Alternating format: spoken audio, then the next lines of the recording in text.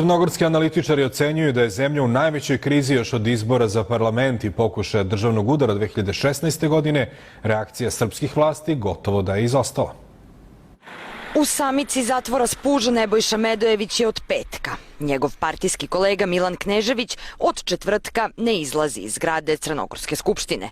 Za to vreme oglasio se Brisel, Ruska duma, dok se iz komšiluka čuo tek po koji tihi glas ministra Nenada Popovića, koji hapšenje naziva identitetskim genocidom, i predsjednika Skupštinskog odbora za dijasporu Miodraga Linte.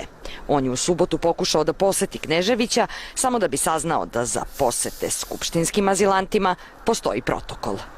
Došli smo u hol Skupštine, tražili smo od obezbeđenja da nas pusti da posjetimo Milana Kneževića.